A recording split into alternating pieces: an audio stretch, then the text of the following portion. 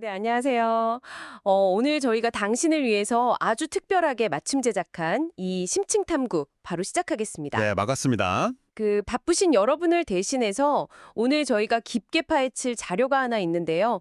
이게 최근 인터넷을 진짜 엄청나게 뜨겁게 달궜던 글입니다. 그 화제의 고백글 말씀하시는 거죠? 네, 맞아요. 한 청년 사업가가 직접 작성한 글인데 제목부터가 아주 강렬합니다. 자식 위에 평생 쓰레기통을 뒤진 노숙자 엄마의 편지라는 글이에요. 제목만 들어도 벌써 가슴이 먹먹해지는 그런 사연이죠. 그쵸. 그런데 미리 하나 말씀드리고 싶은 게 오늘 저희의 미션은 단순히 이 슬픈 가족사를 요약하면서 같이 눈물 흘리자 이런 게 절대 아닙니다. 네, 그렇게 소비하기엔 이 글이 담고 있는 텍스트가 훨씬 더 복잡하고 약간 서늘하기까지 하거든요. 맞아요.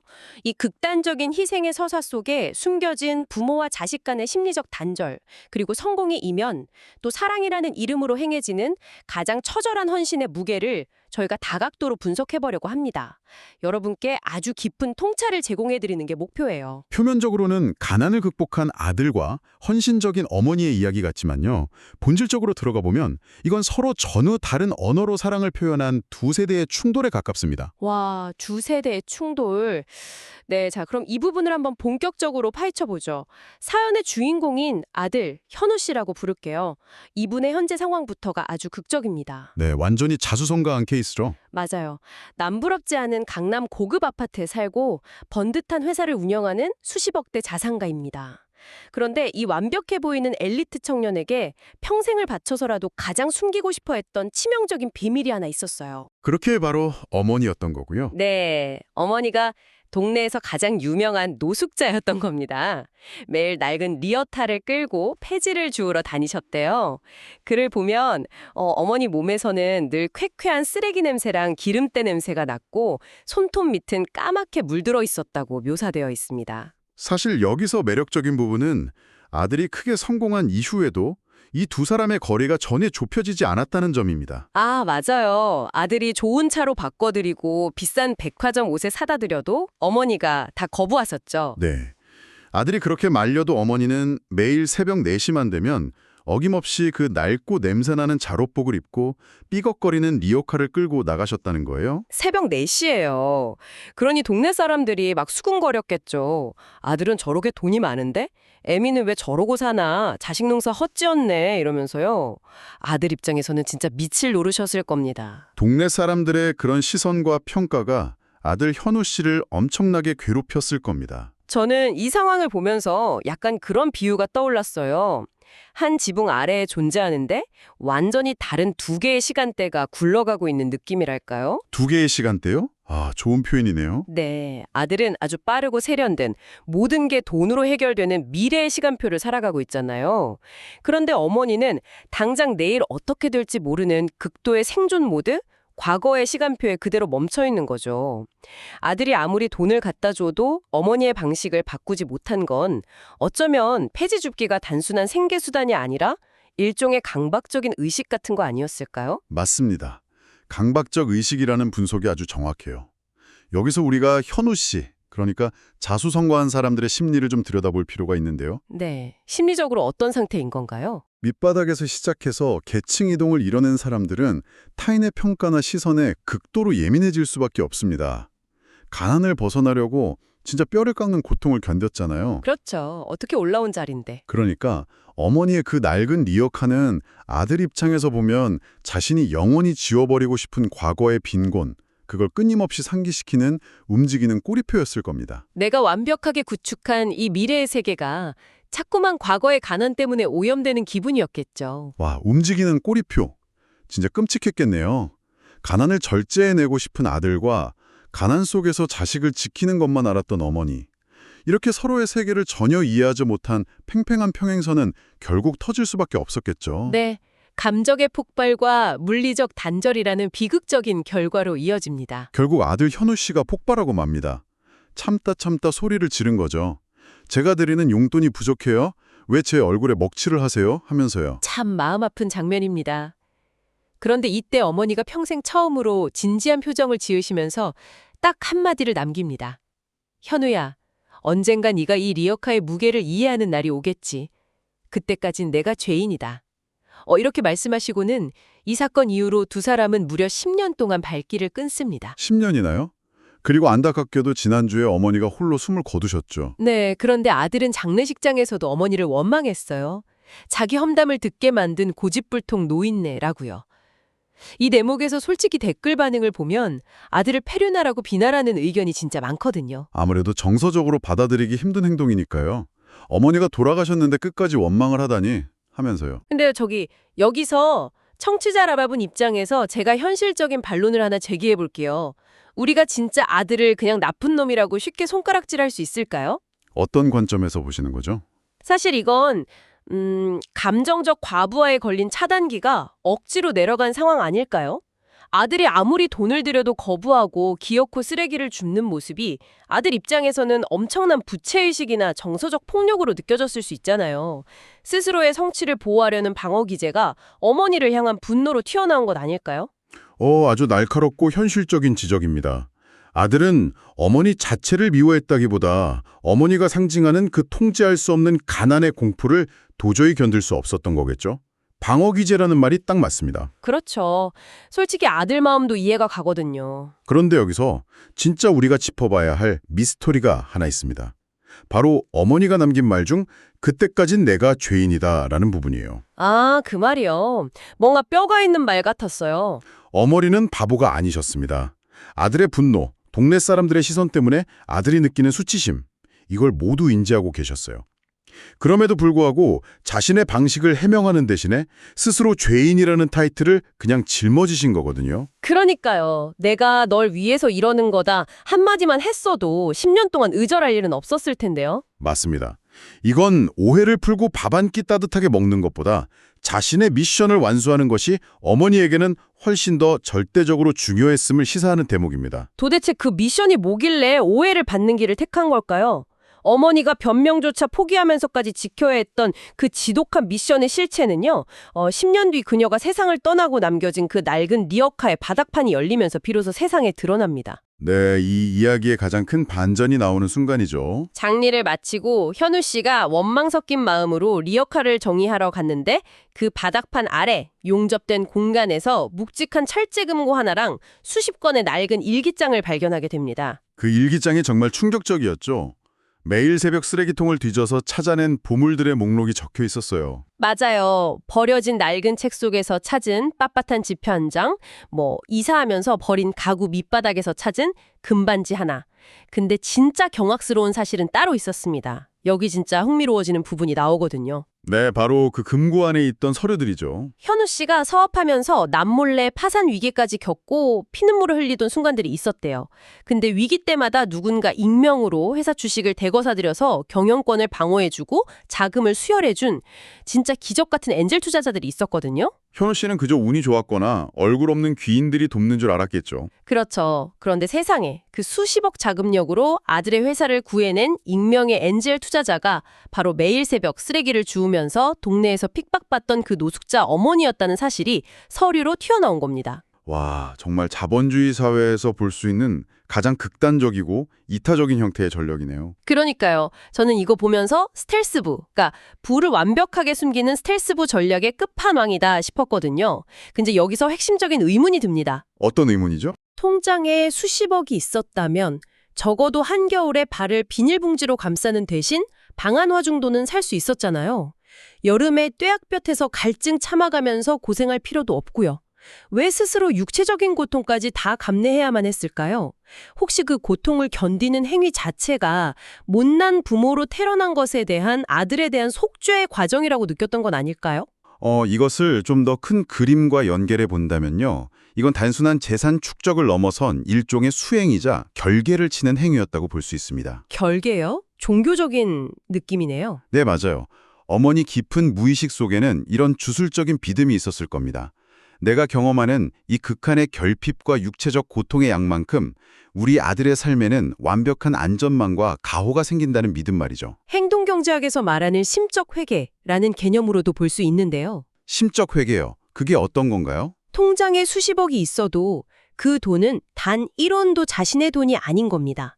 오직 아들의 생존 기금이라는 장부만 존재하는 거죠. 그래서 자신이 동상에 걸려도 그 돈을 꺼내어 신발을 사는 것 자체가 자신의 세계관을 무너뜨리는 금기였을 겁니다. 아, 1원이라도 내 손을 타면 이 결계가 깨진다고 믿으셨던 거군요. 와, 진짜 소름 돋네요. 이런 어머니의 불가사의한 행동의 궁극적인 동기는 결국 어머니가 직접 쓴 일기장의 첫 페이지와 마지막 페이지를 통해서 아주 완벽하게 퍼즐이 맞춰집니다. 네, 그 일기장의 내용이 모든 진실을 설명해 주죠. 일기장 첫 페이지, 그러니까 현우 씨가 태어난 날 쓰신 글을 보면 이렇게 적혀 있습니다. 가난한 노숙자 애미 밑에서 태어나게 해서 미안하다. 애미가 버린 자존심만큼 내 통장 잔고를 채워주마. 너는 평생 돈 때문에 누군가에게 고개 숙이는 일 없게 만들겠다. 평생의 맹세였던 거네요. 그리고 돌아가시기 며칠 전 남긴 마지막 일기장, 사실상 유언인데요. 이렇게 쓰여 있었습니다. 이제 내 리어카는 멈춘다. 애미가 평생 세상에 쓰레기를 주워 모은 것은 내 인생의 길가에 단 하나의 쓰레기도 남기지 않게 하기 위해서였다. 냄새나고 부끄러운 애미여서 참말로 미안했다. 이제는 제일 깨끗한 옷만 입고 세상에서 가장 당당하고 눈부시게 살거라. 아, 정말 가슴이 찢어지는 유언이네요. 이 진실을 알게 된 후 현우 씨가 그 낡은 리어카 손잡이를 붙잡고 길바닥에서 짐승처럼 오열을 합니다. 자신이 그토록 창피하게 여겼던 어머니의 냄새나는 옷자락이 사실은 자신을 거친 세상으로부터 지탱해온 가장 거대한 성벽이었음을 깨달은 거죠. 자신이 혐오했던 까만 손톱이 사실은 내 미래를 하얗게 닦아내던 숭고한 도구였음을 알아버린 거잖아요. 저는 이걸 보면서 어머니가 일종의 거대한 인간 정수기 같다는 생각을 했어요. 인간 정수기요? 아, 어떤 의미인지 확 다가오네요. 세상의 모든 더럽고 냄새나는 불순물, 쓰레기들을 어머니가 자기 온몸으로 직접 다 걸러내버리신 거예요. 그래서 정작 아들에게는 가장 맑고 깨끗한 1급수만 마시게 한 거잖아요. 이것은 우리에게 아주 중요한 질문을 던집니다. 현대사회는 모든 걸 효율성, 합리성으로 계산하잖아요. 자본주의 시각으로는 수십억을 두고 폐지를 줍는 건 완벽한 미친 짓이죠. 솔직히 말이 안 되는 행동이긴 하죠. 하지만 이것이야말로 우리가 왜 부모의 사랑을 흔히 맹목적이라고 부르는지 자본주의 논리를 완전히 초월해버린 순수한 모성애의 측명이라고 할 수 있습니다. 경제학 이론으로는 도저히 설명할 수 없는 영역인 거죠. 맞습니다. 합리성으로는 절대 풀리지 않는 미스테리죠. 자, 그렇다면 이 모든 게 도대체 당신에게, 지금 이 방송을 듣고 계신 청취자 여러분에게 무슨 의미일까요? 네, 이제 우리의 현실로 시선을 돌려볼 때가 되었습니다. 사연 속 현우 씨가 호소했듯이요. 혹시 여러분도 부모님의 낡은 구두나 어딘가 투박한 말투가 부끄러워서 은근슬쩍 고개를 돌린 적은 없으신가요? 부모님의 그 거친 손과 굳은 살을 당연하게 여기고 있지는 않은지 돌아봐야 합니다. 여러분이라는 꽃이 험난한 세상에서 꺾이지 않도록 온몸을 던져 막아낸 눈물의 결정체이자 숭고한 기적이 바로 그 굳은 살이거든요. 사랑한다는 말은 부모님이 우리의 목소리를 더 이상 알아듣지 못하실 때 하는 게 아닙니다. 현우 씨처럼 땅을 치고 후회하기 전에 오늘 밤 당장 부모님께 따뜻한 안부 전화 한 통 드려보는 건 어떨까요? 네, 이 탐구를 마무리하면서 여러분이 혼자 조용히 더 생각해 보셨으면 하는 점이 하나 있습니다. 아주 본질적인 질문인데요. 어떤 질문이죠? 도대체 부모님들은 왜 자식들이 제발 그만하시라고 말려도 그 극단적인 희생을 멈추지 않는 걸까요? 그러게요. 이제 살만하니까 좀 편히 쉬시라고 해도 기어코 일을 하시잖아요. 어쩌면 그것은요, 자식이 장성해서 독립한 후에도 자신이 너의 삶에 여전히 필요한 존재로 남고 싶다는 부모의 무의식적인 갈망일 수 있습니다. 내가 희생을 멈추는 순간 저 화려해진 자식의 삶 속에서 초라한 내 자리가 영원히 사라져버릴지도 모른다는 그 깊은 두려움 말이죠. 아, 내 자리가 사라질까 봐 두려운 거군요. 네. 그렇다면 혹시 부모의 이 고집스러운 희생은 그들이 자식에게 건넬 수 있는 유일하고도 가장 강력한 소통의 언어가 아닐까요?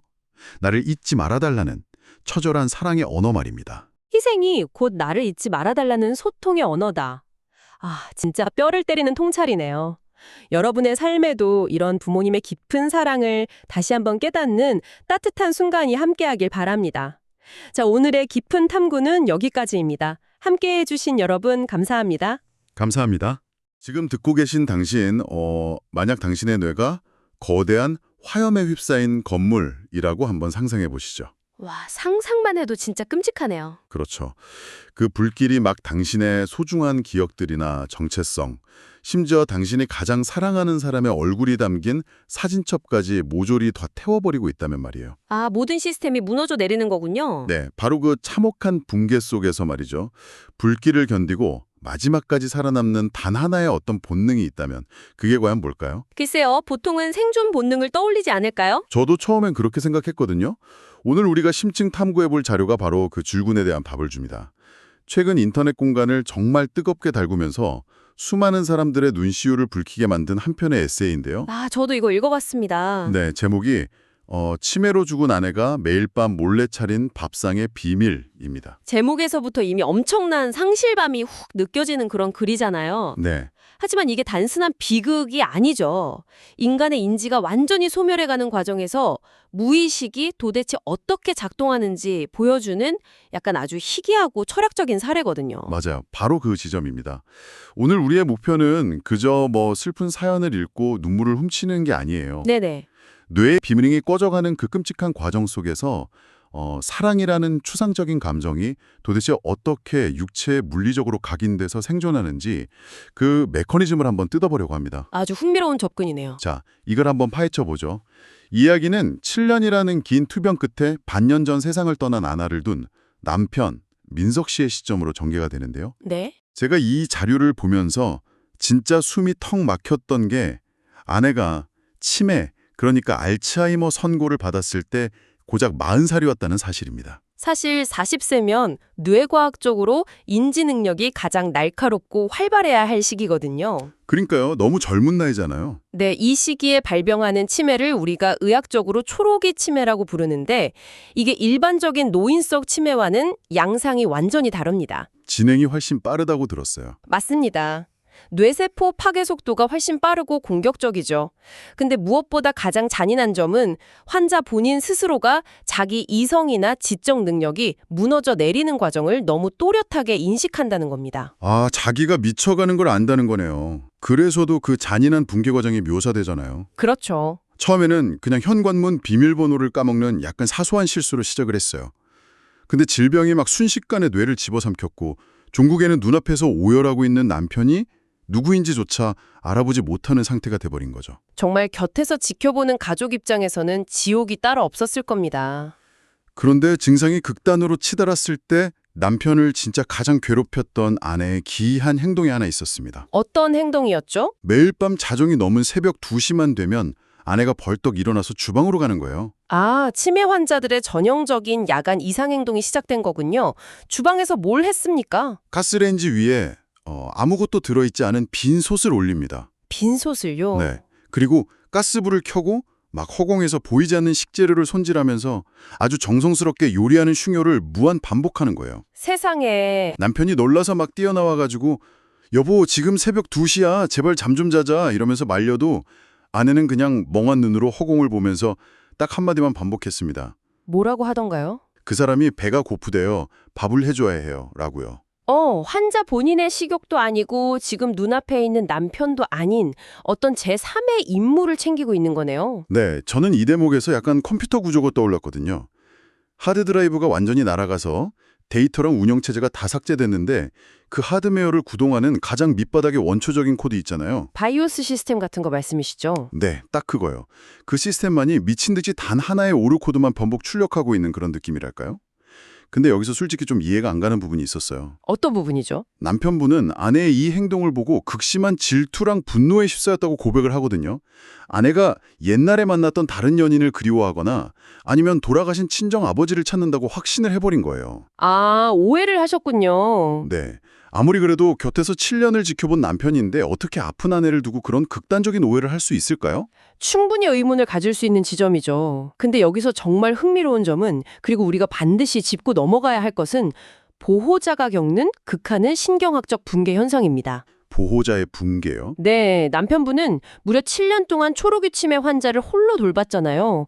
밤낮이 바뀐 환자 때문에 만성적인 수면 박탈에 시달리면 보호자의 뇌에서도 전두엽의 기능, 그러니까 이성적이고 논리적인 판단을 하는 기능이 완전히 마비가 됩니다. 아, 남편의 뇌도 제정신이 아닐 수밖에 없었다는 거군요. 게다가 치매 환자들이 해가 지고 밤이 되면 극도의 불안감이나 환각을 겪는데 이걸 일몰증후군이라고 하거든요.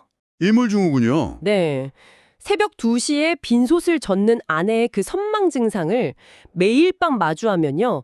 뇌가 지쳐버린 보호자 입장에서는 이걸 연민이나 질병의 증상으로 객관화하지 못해요. 그냥 너무 무섭고 화가 났겠네요. 그렇죠. 자기 일상을 위협하는 귀괴하고 무서운 행동으로 인식하게 되고 가장 방어적인 감정인 분노로 치환해버리는 겁니다. 남편이 결국 한계를 못 견디고 아내를 요양병원에 입원시킨 것도 이기적이어서가 아니에요. 그럼요. 한 인간의 신경계가 버틸 수 있는 생물학적 한계점을 돌파해버렸기 때문입니다. 아, 그 절망과 한계가 진짜 어떤 무게였을지 짐작조차 어렵네요. 결국 아내는 요양병원에 입원한 지 얼마 안 돼서 남편의 온기조차 제대로 못 느낀 채 쓸쓸히 숨을 거둡니다. 참 마음이 아픕니다. 장례식이 끝나고 이제 텅 빈 집에 돌아온 남편이 짐을 정리하다가 침대 매트리스 밑에서 낡은 수첩 하나를 발견해요. 수첩이요? 네.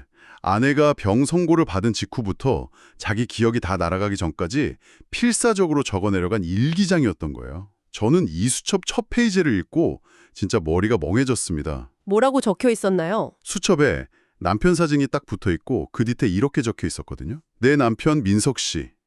이 사람은 배가 고프면 화를 내지 않고 혼자 조용히 서재에서 눈물을 훔치는 사람입니다. 내가 이 사람을 잊더라도 이 사람이 배가 고파하는 모습만은 절대로 잊지 않게 해주세요. 라고요. 와, 배가 고프다고 화를 내는 게 아니라 숨어서 눈물을 흘린다.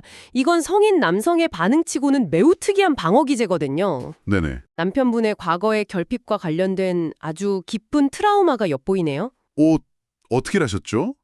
수첩 뒷부분에 그 이야기가 나와요. 남편분이 아주 어릴 적에 아버지를 일찍 여의고 극심한 가난 속에서 굶주리면서 자랐다는 거예요. 아, 역시 그랬군요. 네, 그 배고픔이랑 서러움이 지독하게 한으로 맺혀가지고 어른이 된 후에도 끼니를 제때 못 먹으면 극도로 불안해하고 막 어린아이처럼 슬픔에 빠지는 상처를 안고 있었던 거죠. 그렇다면 잠깐만요.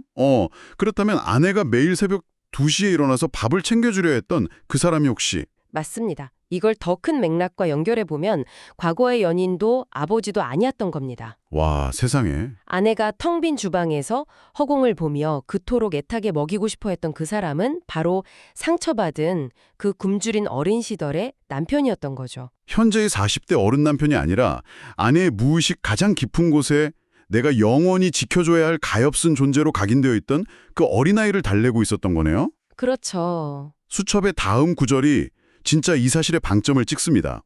민석 씨는 밤늦게까지 일을 하고 돌아오면 늘 배가 고파요. 내가 병 때문에 밥을 차려주지 못할까 봐 겁이 납니다. 그래서 나는 매일 밤 연습을 합니다. 매일 밤 연습을 한다고요? 네, 내 정신이 나를 버려도 내 몸이 기억할 수 있게, 당신이 좋아하는 된장찌개를 끓이고 고등어를 구울 수 있게 수만 번 연습을 합니다. 라고 적혀 있었어요. 정말 놀랍네요. 저는 이 구절 보면서 완전 소름이 돋았거든요. 어떻게 정신이 나를 버려도 몸이 기억하게 만든다는 게 가능한 건가요? 이게 그냥 시적인 표현이 아니라 진짜 뇌과학적으로도 말이 되는 이야기예요? 놀랍게도 완벽하게 정확한 신경학적 통찰입니다. 진짜요? 네, 알츠하이머가 뇌를 공격할 때 가장 먼저 파괴하는 부위가 어딘지 아십니까? 잘 모르겠어요. 어딘가요? 바로 새로운 사실이나 서사를 기억하는 해마라는 곳입니다. 아, 해마요? 네, 저 남자가 내 남편이다라는 사실을 인지하는 서술적 기억이 여기서 다 날아가 버리는 거죠. 네네. 그런데 자전거를 타거나 요리를 하는 등 몸에 밴 습관, 즉 근육의 움직임을 저장하는 걸 절차적 기억이라고 하거든요. 절차적 기억. 이 기억은 뇌의 아주 깊은 안쪽인 기저핵과 소뇌에 저장이 됩니다.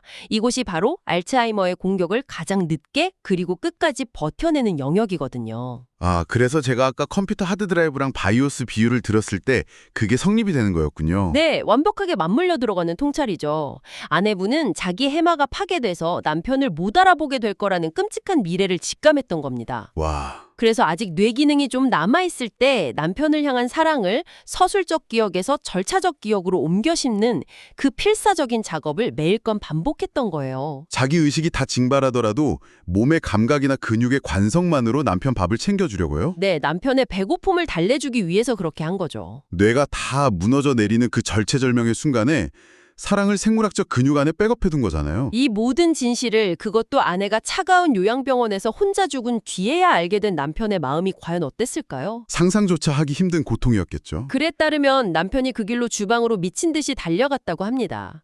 아내가 매일 밤 서 있던 가스레인지 위에는 아내가 환각 속에서도 닦고 또 닦아가지고 유난히 반짝거리는 그 빈 냄비 하나가 놓여 있었어요. 아, 그 빈 냄비가 남편에게는 아내가 남긴 가장 처절하고도 거대한 묘비처럼 느껴졌을 겁니다. 남편은 그 차가운 빈 냄비를 끌어안고 주방 바닥에 주저앉아서 정말 짐승처럼 통곡했다고 해요. 여보, 내가 미안해. 당신이 누구를 위해 밥을 짓는 줄도 모르고 나는 당신이 미쳤다며 화를 냈어. 이러면서요. 그러니까요. 자기가 막 원망하고 끔찍하게 여겼던 아내의 그 기이한 증상이 사실은 자기의 가장 깊은 상처를 덮어주려던 숭고한 방어기제였다는 걸 이제야 깨달은 거잖아요. 타인의 고통을 온전히 이해한다는 게 얼마나 불가능에 가까운 일인지 보여주는 아주 잔인한 순간입니다. 질병은 아내의 자아를 다 지워버렸지만 남편을 보호하겠다는 목적 단 하나만 남겨두고 다른 모든 걸 소거해버린 거예요. 그런데 여기서 진짜 제 심장을 먹게 만든 아주 결정적인 디테일이 하나 더 있습니다. 어떤 디테일이죠? 아내가 세상을 떠난 후에도 남편이 가끔 새벽 2시가 되면 막 섬뜩하게 눈이 떠진대요. 그러면 거실 너머 주방 쪽에서 환영처럼 아내의 모습이 보이는데 네. 그 환영 속의 아내가 빈 냄비를 젓고 있으면서 얼굴에 막 무언가를 철저하게 무언가를 쓰고 있었다고요? 네, 한밤중인데도 굳이 마스크를 쓰고 머리에는 모자를 푹 눌러 쓴 모습이라는 거예요. 집 안에서요? 네, 집 안에서요. 처음엔 저도 그냥 치매 환자의 무의미한 이상행동이려니 생각했거든요. 근데 그 이유가 진짜 충격적입니다. 이유가 뭡니까? 행여나 자기 치매병균이나 침이 남편이 먹을 밥상에 떨어져서 남편을 아프게 할까봐 그 선망으로 이성이 다 날아간 상황 속에서도 철저하게 방역무장을 하고 요리를 했던 거예요. 와, 이것은 우리에게 중요한 질문을 던집니다. 단순한 슬픔을 넘어서 어떤 거대한 경외감을 불러일으키네요. 그렇죠. 인지 능력이 완전히 제로에 수렴하고 시공간에 대한 개념이 다 붕괴된 치매 말기의 뇌에서 타인에게 피해를 주지 않겠다, 내 병균으로부터 사랑하는 사람을 보호하겠다. 이런 고차원적인 이타성이 어떻게 발현될 수 있을까요? 그러니까요. 이건 진짜 의학의 영역을 넘어선 사랑이라는 감정이 가진 지독한 관성입니다. 지독한 관성. 원문 에세이 후반부에 남편분이 적어둔 문장이랑 정확히 일치하는 표현이네요. 사랑은 기억이 아니라 흔적이다 라고 적었거든요. 흔적이다. 네, 우리는 보통 누군가를 사랑한다는 걸 둘이서 같이 여행 간 일이나 첫 데이트, 같이 나눈 대화 같은 기억의 집합체라고 생각하잖아요. 하지만 이 에세이는 전혀 다른 대답을 내놓는 거죠.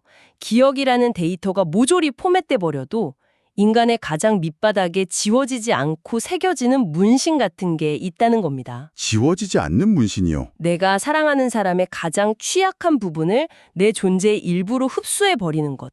그래서 내 자아가 완전히 증발해 버린 후에도 그 사람의 상처를 보듬기 위해 기계적으로 근육을 움직이는 숭고한 집착. 어쩌면 그게 진짜 사랑의 실체일지도 모르겠습니다. 자, 지금 이야기를 듣고 계신 당신, 이제 이 묵직한 감정을 당신의 삶으로, 바로 당신이 오늘 아침 문을 열고 나온 그 일상의 공간으로 한번 가져와 보겠습니다. 우리 삶 주변에도 보이지 않는 수많은 빈 냄비들이 끓고 있을 테니까요. 맞아요. 한번 상상해 보세요. 지금 당신 곁에서 너무나 당연하다는 듯이 당신을 챙기는 사람들이 있습니다. 네. 아침에 피곤해 죽겠는데 굳이 밥 한 숟갈이라도 먹고 가라고 잔소리하는 어머니나 밖에서 찬바람 분다며 귀찮게 옷깃을 막 여며주는 배우자. 다들 겪어보셨을 일상이죠. 그건 어쩌면 당신이 무심코 지나친 그 사소한 행동 하나하나가 사실은 당신이 이 험난한 세상에서 굶주리지 않고 다치지 않기를 바라는 그들의 필사적인 기도일지도 모릅니다. 남편 민석 씨가 피눈물이 흘리면서 전하고 싶었던 메시지도 바로 그거였을 거예요. 고맙다는 말, 사랑한다는 말은 상대방이 내 목소리를 영영 들을 수 없는 상태가 됐을 때 허공에 대고 외치는 게 아니라는 거죠. 그러니까요. 나중에 홀로 남아서 후회의 눈물로 차가운 빈 냄비를 닦으면서 통곡하기 전에 지금 당장 이 심층 탐구를 다 들으신 직후에 곁에 있는 그 사람의 손등을 한 번만 쓸어내려 주세요. 네, 꼭 그러셨으면 좋겠습니다. 당신의 그 당연해 보이는 정성 덕분에 내가 오늘도 굶주리지 않고 춥지 않게 잘 살아가고 있다라고 말입니다. 아내가 죽으림을 다해 닦아놓은 그 빈 냄비가 이제 남편분의 남은 인생을 지탱하는 가장 든든한 식탁이 되었듯이 지금 듣고 계신 당신 역시 누군가의 눈물겨운 헌신과 보이지 않는 기도를 매일 먹고 자라는 존재임을 잊지 마시기 바랍니다. 머리로 하는 사랑은 뇌세포랑 같이 병들고 소멸할 수 있지만요. 타인을 보호하려고 몸부림치며 근육과 흔적으로 새겨놓은 사랑은 육체가 죽은 후에도 남아서 살아있는 자를 숨쉬게 만든다는 것. 이게 오늘 깊이 파헤쳐본 이 에세이가 당신에게 남기는 가장 중요한 통찰일 겁니다. 오늘 이 심층 탐구를 마무리하면서 당신에게 아주 도발적인 질문을 하나 던지며 끝을 맺으려고 합니다. 어떤 질문이죠? 제가 처음에 당신의 뇌에 거대한 불이 난 상황을 상상해 보시라고 했었잖아요. 만약 내일 아침 눈을 떴을 때 당신의 기억을 담고 있는 해마가 완전히 파괴되고 당신이 누구인지조차 다 잊어버리게 된다면 네. 당신의 무의식과 육체는 당신이 사랑하는 단 한 사람을 위해 어떤 행동을 근육의 기억으로 남겨서 마지막 순간까지 반복하려고 할까요? 참 서늘하면서도 무거운 질문이네요. 지금 당신의 삶에서 당신도 모르는 사이에 사랑하는 일을 위해 맹목적으로 적고 있는 당신만의 빈 냄비는 과연 무엇입니까?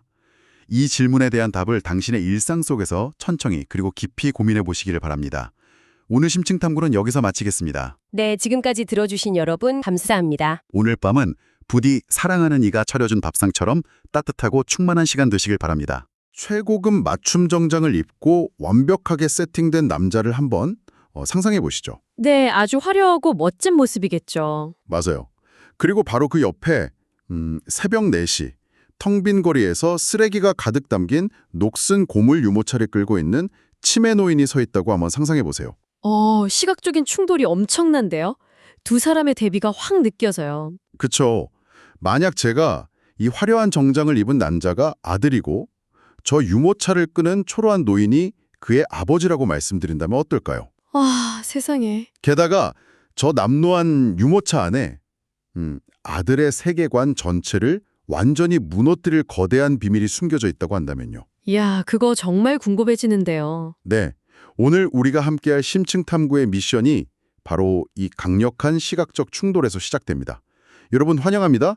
오늘 우리가 아주 깊게 파헤쳐볼 자료는 어느 대기업 임원이 익명으로 남긴 아주 사적이고도 가슴 아픈 고백이 담긴 글입니다. 네, 저도 처음 이 텍스트를 접했을 때, 굉장히 깊은 상념에 빠졌어요. 이게 그냥 단순히 한 개인의 후회나 가족사를 다룬 뻔하고 슬픈 사연이 절대 아니었거든요. 네네, 전혀 아니었죠. 이 자료는 인간의 기억이 소멸해가는 과정에 대한 과학적 진실, 그리고 현대사회가 규정하는 성공이라는 것의 맹점, 또 우리가 타인의 행동, 특히 그 윗세대의 행동을 얼마나 피상적으로만 바라보고 있는지를 아주 날카롭게 해부하는 텍스트입니다. 맞습니다. 자, 그럼 이야기를 한꺼풀 벗겨보죠. 이 글의 화자인 편의상 민우라고 부를게요.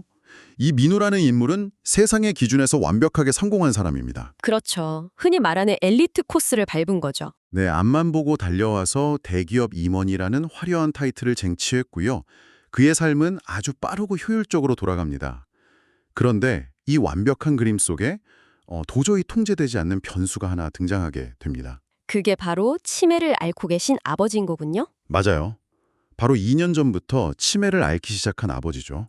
아버지는 매일 새벽 4시만 되면 고물상에서 주워온 낡은 빈 유모차를 끌고 동네를 막 정처 없이 배회하셨어요. 새벽 4시예요? 네, 동네 아이들에게 유모차 할아버지라면서 조롱을 받기도 했고요. 민우에게 아버지는 안타까움의 대상이 아니라 자신의 그 완벽한 인생에 나타난 가장 큰 수치이자 짐이었던 겁니다. 참, 이게 성공이라는 잣대로 삶을 평가하는 현대인들에게 되게 흔하게 나타나는 심리적 방어 기제거든요. 방어 기제요? 어떤 면에서요? 우리는 스스로 완벽하게 통제할 수 있고 예측 가능한 상태를 보통 성공이나 안정이라고 부르잖아요. 아, 네. 다들 그렇게 생각하죠. 이 기준에서 보면 치매에 걸려서 새벽마다 고물 유모차를 끄는 아버지의 행동은 철저하게 비이성적이고 기괴한 거죠. 아들의 입장에서는 자신의 그 세련되고 완벽한 세계를 위협하는 되게 불쾌한 침입처럼 느껴졌을 겁니다. 아, 무슨 말씀인지 딱 알겠어요. 그래서 아들은 아버지에게 막 폭언을 쏟아냅니다. 아버지 제발 그만 좀 하세요. 이게 무슨 망신입니까? 돈이 없어요. 집이 없어요. 라면서 소리를 지르고 그 유모차를 확 내던져 버리죠. 아이고. 저는 이 장면을 보면서 우리가 매일 사용하는 스마트폰이 딱 떠올랐어요. 스마트폰이요? 네. 스마트폰에 막 오류를 일으키거나 속도를 느리게 만드는 불필요한 앱이 있으면 우리는 그거 전혀 미안해하지 않고 당장 삭제해버리잖아요. 아, 그쵸. 길게 새는 단어고 바로 꾹 눌러서 지워버리죠. 네네. 현대 기업 문화에서 효율성은 곧 도덕이고 비효율은 약간 죄악 같은 거니까요. 아들에게 아버지의 치매 증상은 슬픈 질병이 아니라 그저 자신의 삶에 난 치명적인 오류였던 겁니다. 눈앞에서 당장 치워버리고 싶은 골칫거리 말이죠. 와, 그 비유가 아주 정확합니다. 방금 말씀하신 그 오류를 대하는 태도, 이게 이 사연의 핵심적인 갈등을 만들거든요. 여기서 상황을 대하는 두 사람의 전혀 다른 심리적 기제를 주목해야 합니다. 네, 어떤 차이가 있을까요? 아들 민우의 세계관을 지배하는 건 철저히 사회적 이성입니다. 타인의 시선, 경제적 논리, 대기업 임원이라는 체면 같은 거죠. 하지만 아버지를 지배하는 건 전혀 다른 차원의 원동력이었어요. 전혀 다른 차원이요? 네, 그 유양원으로 강제로 끌려가던 날의 묘사를 한번 보시죠. 아버지는 유모차 손잡이를 붙잡고 막 손에서 피가 나도록 버티면서 이렇게 말합니다. 안 돼, 이거 가져가야 해. 우리 애기 추워. 아, 우리 애기 추워. 그 대목에서 아버지는 유모차를 그저 고물 물건이 아니라 철저히 자기가 보호해야 할 대상으로 대하고 있었죠. 맞습니다. 그런데 솔직히 말씀드리면 저는 처음에 이 부분을 딱 읽으면서 치매 환자들에게 흔히 나타나는 강박적인 집착 증상 아닌가 그렇게 생각했거든요. 아, 배회 증상이나 선망 같은 걸로요? 네네. 물건에 과도하게 의미를 부여하는 전형적인 증상 말이죠. 우리가 이 아버지 행동을 너무 낭만적으로 포장하는 건 아닐까 이런 의심도 살짝 들었어요. 그렇게 보실 수도 있죠. 하지만 단순히 의학적 증상으로만 치부하기엔 좀 무리가 있습니다. 여기서 흥미로운 점은요. 노년학이나 심리학에서 말하는 애착 이론을 적용해보면 그 의미가 완전히 달라진다는 거예요. 인간은 자신이 가장 가치 있다고 느꼈던 시절의 자아를 특정 사물에 투영해서 그걸 닷처럼 삼는 경향이 있습니다. 아, 닷. 배를 고정하는 그 닷이요? 네. 아들은 유모차를 수치심의 상징으로 봤지만 아버지는 막 무너져 내리는 자신의 정신세계 속에서도 결코 놓칠 수 없는 자기 존재의 이유로 삼았던 겁니다. 와, 자기 존재의 이유라 참 가슴이 아프네요. 그렇게 요양원에 강제 입소한 지 일주일 만에 아버지는 조용히 숨을 거두십니다. 참 너무 갑작스럽죠? 네. 그런데 역설적에게도 이 비극적인 결말은 아버지가 피를 흘리면서까지 지키려 했던 그 삐걱거리는 고물 유모차의 진짜 정체를 밝히는 계기가 됩니다. 네, 이 이야기의 진짜 반전이 시작되는 곳이죠. 맞아요. 여기서부터가 진짜 흥미로워지는 지점인데요. 장례 직후에 민우는 평소에 그렇게 꼴도 보기 싫어했던 그 유모차를 쓰레기장에 내다 버리려고 합니다. 그 뒤로 눈앞에서 치워버리려고 한 거군요. 네.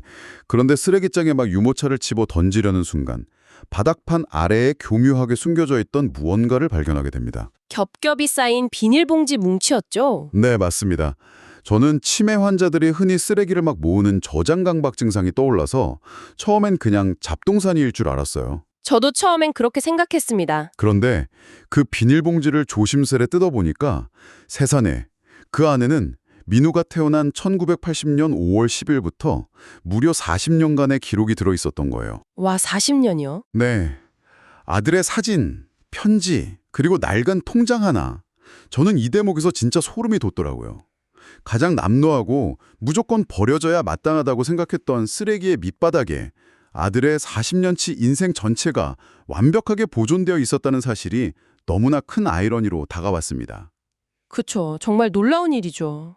근데 궁금한 게 왜 하필 겹겹이 쌓인 비닐봉지였을까요? 심리적으로 어떤 의미가 있을까요? 이게 단순한 저장 강막으로 보기 어려운 이유가 바로 그 비닐봉지의 기능적 특성 때문이에요. 기능적 특성이요? 네, 비닐은 습기나 오염으로부터 무언가를 완벽하게 차단하고 보호하는 아주 직관적이고 실용적인 도구잖아요. 그쵸. 물 안 들어가게 막아주죠. 이것을 저 큰 맥락과 연결해 보면요. 아버지는 인지 능력이 점점 사라져가는 그 혼란스러운 와중에도 자신이 줄 수 있는 가장 견고한 방어막으로 아들의 역사를 감싸고 또 감쌌던 겁니다. 물리적인 층위와 감정적인 층위가 아주 완벽하게 일치하는 거죠. 와, 듣고 보니까 진짜 그러네요. 감싸고 또 감싼 방어막. 겉으로 드러난 모습은 녹슬고 삐걱거리는 초라한 유모차였죠? 그건 병들고 늙어버린 현재 아버지를 상징합니다.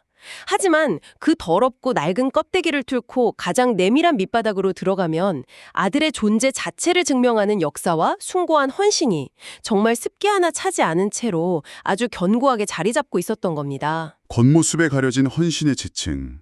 아들의 오해는 철저히 그 겉에 있는 녹슨 껍데기만 보았기 때문이군요.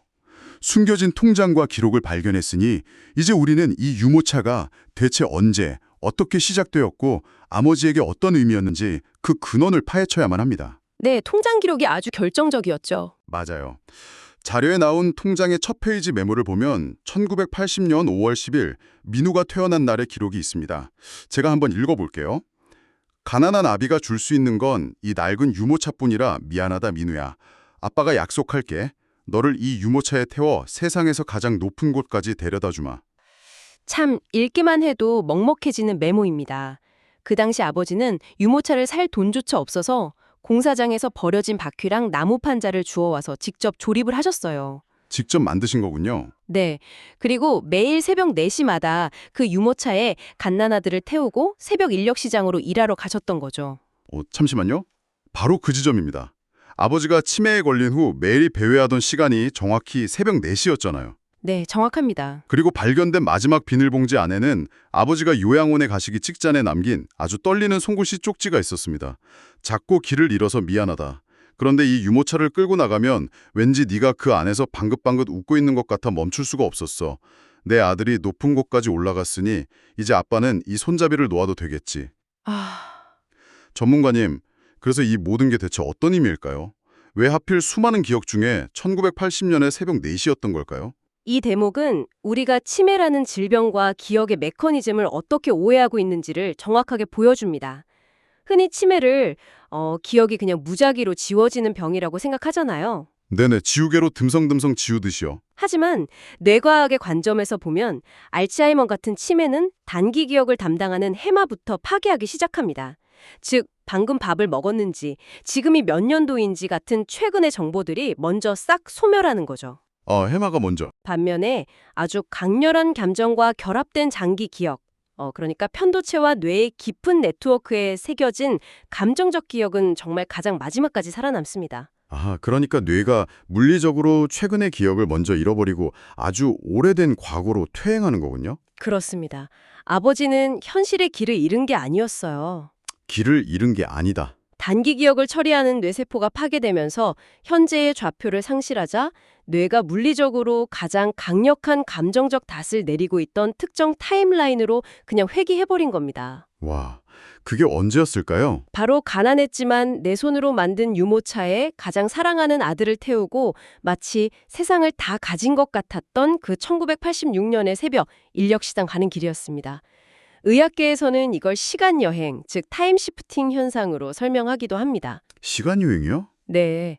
아버지는 현재의 동네를 배회한 것이 아니라 사라져가는 기억 속에서 가장 빛나던 자신과 사랑하는 이를 지켜내기 위해서 매일 밤 1986년의 새벽 4시로 끊임없이 시간여행을 하고 계셨던 겁니다. 와, 세상에. 그러니까 새벽 4시에 그 기괴해 보이던 행동이 어쩌면 치매의 파괴적인 속성마저 이겨낸 가장 강력한 사랑의 물리적 증가였네요. 네, 바로 그거죠. 아들이 왜 자신이 버리려 했던 쓰레기장 한복판에서 그 냄새나는 낡은 유모차를 꽉 끌어안고 짐승처럼 완전히 무너져 내렸는지 온전히 이해가 갑니다. 자신이 가장 부끄러워하고 도려내고 싶어 했던 인생의 오류가 사실은 자신의 우주 전체를 지탱하고 있던 아주 거대한 기둥이었음을 깨달은 거잖아요. 삶 전체를 재해석하는 기쁜 철학적 성찰로 나아갑니다.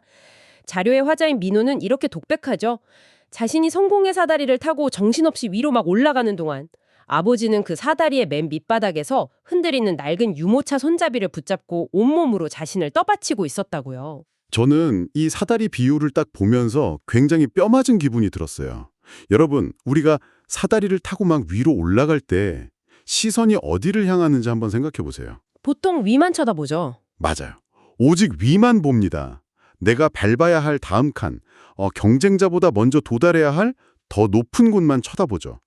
물리적으로 사다리를 오르는 사람은 절대 맨 밑바닥을 내려다볼 여유가 없습니다. 그렇죠. 떨어질까 봐 무섭기도 하고요. 그러다 보니 우리는 자신이 가진 능력과 효율성만으로 그 높이에 도달했다고 단단히 착각을 하죠. 하지만 누군가가 밑바닥에서 온몸에 체중을 실어서 그 사다리를 꽉 지탱해주지 않았다면 우리는 단 한 칸도 오르지 못했을 겁니다. 청취자 여러분, 오늘 당신의 사다리 밑에는 누가 있습니까? 야, 이건 정말 아주 중요한 질문을 던지게 하네요. 현대 사회가 한 인간의 가치를 어떻게 규정하는지에 대한 되게 근본적인 의문이거든요. 근본적인 의문이요. 우리는 흔히 사람의 가치를 현재의 생산성이나 효율성이라는 잣대로만 평가해버립니다. 맞아요. 쓸모가 있냐 없냐로 따지죠. 그래서 윗세대의 느린 행동이나 도무지 이해할 수 없는 고집을 파주할 때면 아주 쉽게 무시하고 눈앞에서 치워버리려고 하죠. 왜 저렇게 쓸데없는 물건을 못 버리실까? 이러면서요. 진짜 그런 생각 많이 하잖아요. 끄집어 우리가 낡은 유모차처럼 쓸모없다고 쉽게 치부해버리는 그 초라한 껍데기 아래에는 누군가를 그 높은 곳까지 밀어 올리기 위해 바친 한 인간의 아주 찬란한 역사와 숭고한 헌신이 숨겨져 있을 수 있습니다. 네, 화자의 표현을 빌리자면 우리는 모두 부모님의 피와 눈물이라는 거대한 바다 위를 항해하는 아주 작은 배들에 불과한 것이죠. 내가 내 힘으로 노를 젓고 앞으로 나간다고 굳게 믿었지만 사실은 나를 띄워주고 있던 그 거대한 바다가 전부였군요. 네, 그 바다 덕분에 떠 있을 수 있었던 거죠. 참, 오늘 우리는 완벽해 보이던 한 성공한 남자의 가장 감추고 싶던 수치가 어떻게 그의 인생을 통째로 구원하는 가장 위대한 보물로 바뀌었는지 그 치열한 성찰의 궤적을 함께 따라가 보았습니다. 정말 많은 걸 느끼게 해준 여정이었습니다. 네. 이 이야기의 끝에서 저는 이 시간을 함께하고 계신 청취자 여러분, 바로 당신에게 직접 묻고 싶습니다. 혹시 지금 당신의 부모님 혹은 당신을 맹목적으로 사랑하는 누군가가 낡고 볼품없는 물건을 애지중지하면서 알 수 없는 고집을 부리고 있지는 않나요?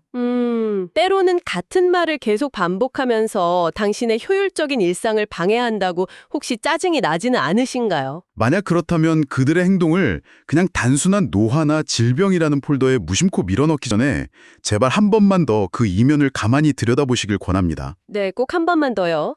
그들이 필사적으로 지키고자 하는 것은 어쩌면 그 물건 자체가 아니라 그 물건에 투영된 당신과의 가장 눈부셨던 기억, 혹은 당신을 향해 무한히 열려있던 그들 자신의 가장 온전했던 자아일지도 모릅니다. 네.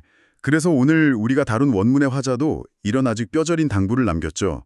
사랑한다는 말은 부모님이 우리의 목소리를 더 이상 알아듣지 못하게 된 뒤에 나중에 텅 빈 방에서 후회의 눈물을 흘리며 유품을 정리할 때 하는 것이 아니다. 라고요. 맞습니다. 핑계와 망설임을 다 내려놓고 그들의 기억이 온전히 남아있을 때 지금 당장 그 거친 손을 꽉 잡아보라는 뜻일 겁니다. 정말 실천해야 할 일이죠. 자, 오늘의 심층 탐구를 슬슬 마무리하면서 여러분의 내면에 오래도록 남을 마지막 질문을 하나 던지고 싶습니다. 네. 오늘 이야기에서 우리는 망가져가는 단기 기억과 끝까지 끈질기게 살아남은 감정적 기억에 대한 뇌과학적 진실을 이야기했습니다. 그랬었죠. 청취자 여러분, 만약 언젠가 알 수 없는 병이 당신의 뇌를 잠식하고 당신의 모든 인지 능력과 기억이 서서히 지워진다면 당신의 뇌가 마지막 순간까지 육체의 파멸을 거스르면서까지 붙잡을 그 단 하나의 타임라인은 과연 언제입니까? 와, 너무 무거운 질문인데요. 당신의 의식이 완전히 암전되기 직전 시간 여행을 해서라도 기어코 다시 돌아가고 싶은 그 찬란하고 벅찬 순간은 무엇입니까?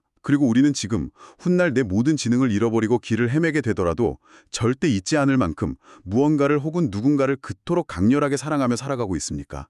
우리는 종종 삶을 아주 완벽하게 통제되고 흠집없는 상태로 유지하려고 무던히 애를 씁니다. 하지만 인생에서 가장 아름답고 깊은 진실은 언제나 우리가 비효율적이고 오류라며 쓰레기통에 휙 내던지고 싶어 했던 그 낡은 유모차의 밑바닥에 숨겨져 있을지도 모릅니다. 네, 오늘 깊은 여운을 주네요. 오늘 함께 해주신 여러분 진심으로 감사합니다. 당신의 삶에도 그런 낡고도 숭고한 사랑의 흔적이 늘 함께하기를 바랍니다. 이것으로 오늘의 심층 탐구를 마치겠습니다. 20년 동안 누군가를 정말 끔찍하게 미워했다고 한번 상상해 보시죠. 네, 20년이라니 생각만 해도 좀 숨이 막히는데요. 그렇죠. 그 지독한 생선 비린내라던가 사람들에게 막 굽신거리는 비굴함, 그리고 뭐 아무런 야망도 없어 보이는 그 초라함 때문에 말이에요. 아, 굉장히 구체적이고 또 일상적인 미움이네요. 맞아요.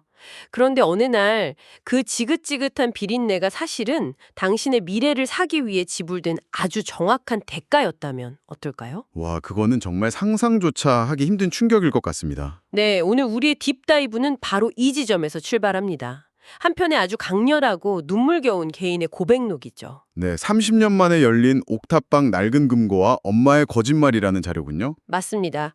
오늘 이 자료를 바탕으로 우리가 가족을 바라볼 때 얼마나 쉽게 인지의 렌즈를 왜곡시켜버리는지, 또 인간의 처절한 이타심이 어떻게 작동하는지 파헤쳐 보려고 합니다. 아주 흥미롭고 또 무거운 주제네요. 그러니까요.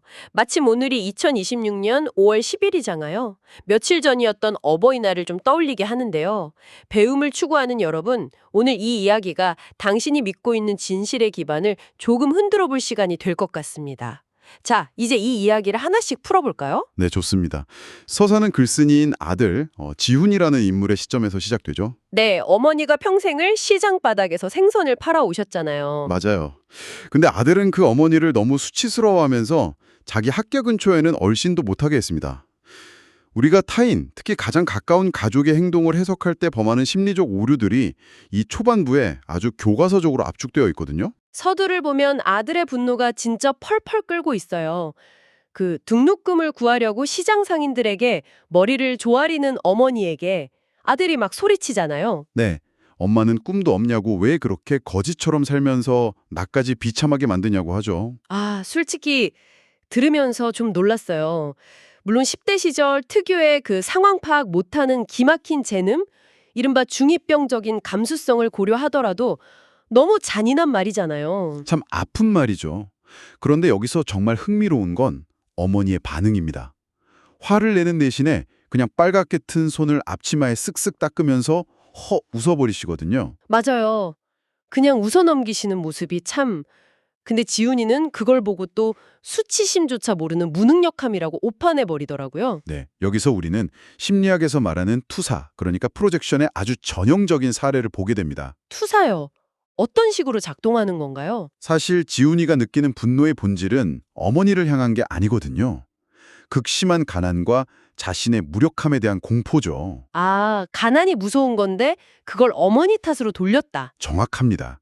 그 공포를 스스로 감당하기엔 10대의 자아상이 너무 약하니까 가장 만만한 대상인 어머니에게 그 수치심을 통째로 투사해버린 겁니다. 그러니까 어머니가 정말로 무능해서가 아니라 아들 스스로가 자신의 가난을 정당화하고 막 분노할 대상이 필요했기 때문에 어머니를 그 프레임 안에 억지로 끼워 맞췄다는 거군요. 그렇죠.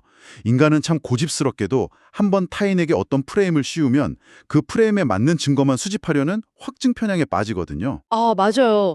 내가 보고 싶은 것만 보는 거. 네, 그래서 어머니가 굽은 허리로 고통스럽게 일하는 모습을 보면서도 아유, 게으르고 자기 관리를 못해서 저런다고 해석해버리는 식으로요. 와, 마치 초점이 완전히 나갈 렌즈로 사진이 찍고서 피사체가 원래 흉측하게 생겼다고 믿어버린 것과 같지 않나요? 와, 렌즈 비유 정말 탁월하네요.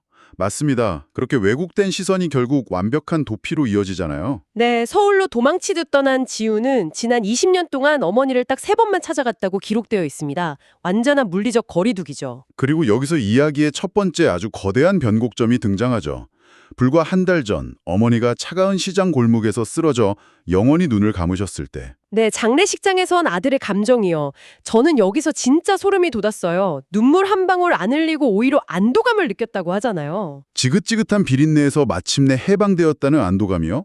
보통의 도덕적 기준으로는 참 이해하기 힘든 감정선이긴 합니다. 아니, 어떻게 어머니가 돌아가셨는데 해방감을 느낄 수가 있죠? 너무 비인간적인 거 아닌가 싶었거든요. 근데 심리적 방어 기제라는 측면에서 보면 이 안도감은 지극히 논리적인 결과입니다. 20년 동안 지훈의 머릿속에서 어머니는 자신의 삶을 갉아먹는 비참함의 상징, 즉 악당이었으니까요. 아, 악당이 사라졌으니 당연히 해방감을 느끼는 거다. 네, 자기가 만든 환상 속에서 완벽하게 길을 잃어버린 인간 자기기만의 가장 어두운 단면을 보여주는 거죠. 그런데 그 완벽한 자기기만이 산산조각 나는 순간이 옵니다. 장례를 마치고 옥탑방을 정리하러 갔을 때잖아요. 방안 구석에서 어머니가 초등학생 때부터 애지중지하던 낡은 철제 금고를 발견하게 되죠. 지우는 당연히 그 안에 뭐 쌈짓돈이나 꼬깃꼬깃한 땅 문서 같은 게 있을 줄 알았대요. 자기 머릿속에 어머니는 늘 돈에 쪼들리는 속물적인 이미지였으니까요. 여기서 정말 놀라운 점은 그 금고 안에서 쏟아져 나온 것들이 전혀 다른 성질의 것이었다는 겁니다. 맞아요. 수백 장의 빛바랜 편지들과 누렇게 변색된 병원 진단서. 무려 지훈이 7살이던 해의 진단서였어요. 네, 어머니는 그때 이미 췌장암 초기 판정을 받으셨던 겁니다. 의사가 당장 수술하지 않으면 1년을 넘기기 힘들다고 경고까지 했죠. 잠깐만요. 이게 단순히 바빠서 수술을 미룬 게 아니더라고요. 그 진단서 뒷면에 떨리는 글씨로 적힌 메모가 진짜 모든 걸 뒤집어 놓습니다. 네, 메모 내용이 참 기가 막히죠? 수술비 3천만 원. 이 돈이면 우리 지훈이 대학까지 보낼 수 있다. 내 목숨값으로 우리 아들 미래를 사기로 했다. 이 대목에서 아주 중요한 질문이 떠오르는데요. 인간은 어떻게 자신의 죽음 앞에서도 타인의 미래를 위해 이토록 철저히 자신을 지울 수 있을까요? 그러니까요. 저는 이거 보고 단순히 눈물이 났다기보다는 그냥 멍해졌습니다. 이게 그 흔히 말하는 희생적인 모성애 정도로 포장될 문제인가요? 섬뜩할 정도로 철저한 계산이 들어간 거잖아요. 아주 날카롭게 보셨습니다. 이건 단순한 감정적 헌신이 아니라 완벽하게 냉혹한 희생의 경제학입니다. 희생의 경제학이요? 네, 어머니는 자신의 생명 연장이라는 가장 기본적인 생물학적 본능을 억누르고 자신의 남은 수명을 정확히 3천만 원이라는 자본의 가치로 치환해버린 겁니다. 생명을 화폐로 바꿔버렸다? 심리학적으로 이를 극단적인 구획화, 그러니까 컴파트먼털라이제이션이라고 볼 수 있습니다. 자신의 육체적 고통과 삶에 대한 미련을 한 상자에 넣어 완전히 차단해버린 거죠. 오직 아들의 미래라는 유일한 목표만 딱 남겨두고요. 맞습니다. 그리고 신에게 아들이 홀로 서게 할 때까지만 딱 20년만 통증을 몸져달라고, 버티게 해달라고 기도하셨잖아요. 진짜 초현실적이에요. 지훈이 맨날 게으름의 표현이라고 생각했던 그 배가 아프다며 허리를 굽히고 일하시던 모습 있잖아요. 사실은 20년이 넘는 세월 동안 암덩어리를 품은 채 그 뼈 깎는 고통을 맨몸으로 견뎌낸 거였어요. 네, 아들은 그게 무능함인 줄 알았죠. 저는 이 대목에서 마치 집안의 내력벽 같은 느낌을 받았어요. 아들은 집안 한가운데 툭 튀어나와 있는 그 벽이 흉측하고 자리만 차지한다고 미워했는데 나중에 그걸 허물고 났더니 그게 무너지는 지붕을 혼자 온몸으로 떠받치고 있던 유일한 거대한 기둥이었던 거죠. 와, 내력벽 비유. 정말 상황의 본질을 너무 정확하게 꿰뚫으셨네요. 아들은 벽의 겉면만 보고 분노했지만 진짜 진실은 그 벽이 견뎌내고 있던 어마어마한 하중에 있었던 겁니다. 그렇죠. 정말 엄청난 하중이었죠. 그런데 우리가 여기서 주목해야 할 더 깊은 심리적 장치가 있습니다. 어머니가 이 고통을 단순히 혼자 감내하는 데 그치지 않았다는 거예요. 그럼 또 뭐가 있었나요? 아들의 인식을, 그러니까 아들의 심리적 상태까지 적극적으로 통제하려 했다는 사실입니다. 금고속 일기장 내용들이 그 증거죠. 아, 맞아요. 일기장. 여기서부터가 정말 흥미로운 부분인데요. 터미널 배웅을 갔던 날의 일기에 이렇게 적혀 있죠. 내 땀남새가 아들의 새 옷에 벨까봐 멀리서 뒷모습만 보았다. 아들아, 엄마는 아픈 게 아니라 행복해서 눈물이 나는 거란다. 네, 참 가슴 아픈 문장입니다. 또 전화통화 일기에는요. 지훈이가 화를 낸다. 네가 나를 걱정하지 않게 마음껏 화를 내주어서 정말 고맙다. 내가 줄 수 있는 마지막 선물은 내가 죽어가는 걸 네가 모르게 하는 것. 이렇게 적혀 있어요. 스스로 철저하게 악역을 자처하신 겁니다. 완벽한 악역이 되어서 아들의 멸시를 방패 삼은 거죠. 말씀하시죠. 당사자의 마음은 이해하지만 한편으로는 좀 잔인하다는 생각도 듭니다. 스스로 완벽한 악역이 되어버린 것? 결국 아들에게서 좋은 아들이 될 기회마저 완전히 빼앗아버린 건 아닐까요? 좋은 지적이네요. 아들이 죄책감을 느끼지 않게 하려 했다지만 진실을 알게 된 후의 죄책감은 수천 배, 수만 배 더 파괴적으로 무겁지 않습니까? 이거 이타주의를 가장한 일종의 정서적 폭력 아닐까요? 그 이타적인 거짓말의 역설을 정확히 짚어주셨습니다. 결과론적으로 보면 그 주장이 맞을 수 있어요. 실제로 아들은 평생 회복하기 힘든 거대한 트라우마를 안게 되었으니까요. 그렇죠. 평생 후회하면서 살아야 하잖아요. 하지만 우리가 그 비판을 하기 전에 가난과 시한부 판정이라는 극단적인 벼랑 끝에 선 인간의 심리를 먼저 들여다봐야 합니다. 어떤 심리 상태를 말씀하시는 건가요? 바로 통제권의 상실입니다. 가난한 시한부 환자는 자기 몸의 세포 하나조차 마음대로 통제하지 못하는 끔찍한 무력감에 빠집니다. 아, 내 몸인데 내 마음대로 되는 게 하나도 없다. 네, 어머니가 유일하게 통제할 수 있었던 단 하나가 바로 아들에게 주어질 현실의 무게였던 겁니다. 어머니에게는 아들이 자신의 병원비 때문에 꿈을 포기하거나 죄책감에 시달리는 상황 자체가 죽음보다 더한 지옥이었을 거고요. 그래서 아들이 단 한 줌의 죄책감도 느끼지 않기를 바라며 바쁘면 오지 마라. 나는 괜찮다. 이렇게 철저히 속여야만 했던 거군요. 맞습니다. 금고 밑바닥에 있던 두 가지 물건이 이 치밀한 거짓말이 어떻게 20년간 완성되었는지 보여주는 결정적 증거죠. 아, 지훈을 유일한 수익자로 한 거액의 생명보험 증서, 그리고 초등학생 때 받은 빛 바른 종이 카네이션. 생명보험으로 자신의 마지막 남은 죽음조차 아들을 위한 자본으로 치워냈고 그 차가운 결단을 매일매일 유지할 수 있었던 따뜻한 동력이 바로 그 구겨진 종이 카네이션이었던 겁니다. 이 모든 퍼즐이 맞춰진 순간 지훈이 옥탑방 빈방에 주저앉아 짐승처럼 울부짖는 장면은 정말 가슴을 칩니다. 그토록 부끄러워했던 생선 비린내가 사실은 죽어가는 몸으로 아들을 살려내기 위해 받아낸 생명의 냄새였던 거잖아요. 인지의 렌즈가 깨지고 마침내 진실을 마주한 거죠. 지훈이 허공에 대고 애원합니다. 엄마 한 번만 더 생선 냄새 난다고 혼나줘 제발 이렇게요. 하지만 돌아오는 건 낡은 선풍기 소리뿐이었죠. 심리학에서 인지적 재구성이 일어나는 가장 비극적인 형태입니다. 과거의 모든 비린내, 구분, 허리 같은 정보가 어머니의 희생이라는 맥락을 만나 뇌에 재입력되었지만 피사체는 이미 세상에 없는 상황이니까요. 맞아요. 이걸 더 큰 관점에서 바라보자면 원문 작가는 이 개인사를 우리 청취자 여러분 각자의 현실 속으로 끌고 들어옵니다. 이런 묵직한 문장이 있어요. 우리는 모두 부모님의 살점을 뜯어먹고 자란 잔인한 꽃들입니다. 잔인한 꽃이라 기생식물과도 같다는 거네요. 화려하게 꽃을 피우기 위해 토양의 양분을 마지막 한 방울까지 빨아들이면서도 그 흙이 어떻게 말라가는지는 철저히 외면하는 우리 이기적인 본질이죠. 맞습니다. 그래서 작가는 묻습니다. 여러분, 지금 여러분의 부모님은 어떤 거짓말을 하고 계십니까? 나는 안 먹어도 배부르다. 하나도 안 아프다. 나는 말 뒤에 숨겨진 진심을 아십니까? 부모님의 거친 손등에서 나는 낡은 세월의 냄새가 당신을 키운 가장 향기로운 향수임을 잊지 말자고 당부하죠. 내가 편안하게 보고 싶은 대로 세상을 보는 그 왜곡된 렌즈를 스스로 부숴야만 그 진심을 볼 수 있습니다. 자, 그래서 이 모든 것이 의미하는 바는 무엇일까요? 시장 바닥의 생선 비린내에서 시작해 낡은 철제 금고를 거쳐 한 인간의 우주를 떠받치던 거대한 거짓말을 마주한 오늘의 여정 말입니다. 원문은 이제 우리가 부모님의 낡은 금고가 되어드려야 할 때라고 말하고 있죠. 하지만 여기서 한 걸음 더 나아가 볼까요? 어쩌면 우리가 진짜 열쇠를 찾아서 부숴버려야 할 금고는 방구석이 아니라 따로 있을지도 모릅니다. 오, 따로 있다고요? 바로 우리 스스로가 타인, 특히 가장 가까운 가족을 평가하기 위해 내면 깊숙한 곳에 아주 단단하게 만들어둔 편견의 금고 말입니다. 아, 내가 정해놓은 정상적인 가족의 기준? 내가 원하는 방식의 사랑, 이런 편협한 기준들의 금고를 말씀하시는군요. 맞습니다. 겉보기에 초라하다고 내 방식대로 사랑을 표현하지 않는다고 우리는 타인의 진심을 너무 쉽게 오해와 멸시의 금고 속에 가두어 버리지 않나요? 진짜 뼈를 때리는 반문이네요. 오늘 밤 여러분의 인간관계 속 그 견고한 금고의 문을 한번 열어보십시오. 당신이 단점이라고 혹은 짐이라고 오해했던 그들의 모습 뒤에 어떤 위대한 희생이 숨어 있을지 모릅니다. 정말이지 듣기 전에 알아채야겠네요. 돌아오지 않는 빈 선풍기 소리만 남기 전에요. 그러니까요. 늦기 전에 오늘 꼭 전화 한 통 드리십시오. 당신의 고통과 침묵을 이제는 내가 다 듣고 있다고 말해주세요. 자, 오늘의 깊은 탐구는 여기까지입니다. 함께해 주셔서 감사합니다. 여러분, 오늘 탐구를 시작하기 전에 아주 극단적인 상황을 한번 상상해 보시겠어요? 네, 어떤 상황이죠?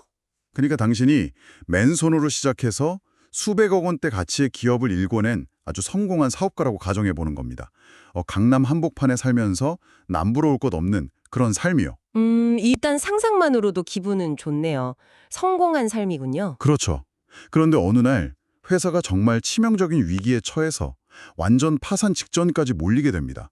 막 모든 은행이 대출을 거절하고 진짜 절망의 늪에 빠져 있을 때 기적처럼 한 익명의 엔젤 투자자가 나타나는 거예요. 와, 드라마에 나오는 그런 구세주 같은 등장이네요. 맞아요.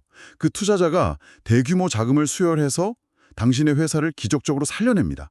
그러면 당연히 당신은 그 생명의 은인이 누군지 막 수소문해서 찾고 싶겠죠. 그럼요. 오, 당연히 찾아가서 절이라도 해야죠.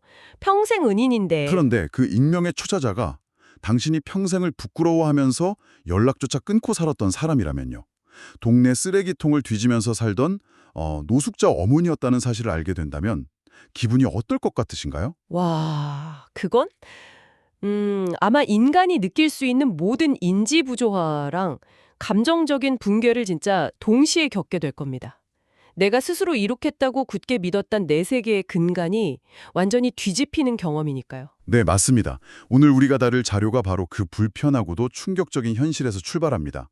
한 사업가가 남긴 글인데요. 제목이 자식 위해 평생 쓰레기통을 뒤진 노숙자 엄마의 편지라는 아주 강렬한 실화 에세이입니다. 제목부터가 벌써 굉장히 묵직하네요. 네, 그래서 우리가 오늘의 심층 탐구를 통해 해내야 할 미션은 아주 명확합니다.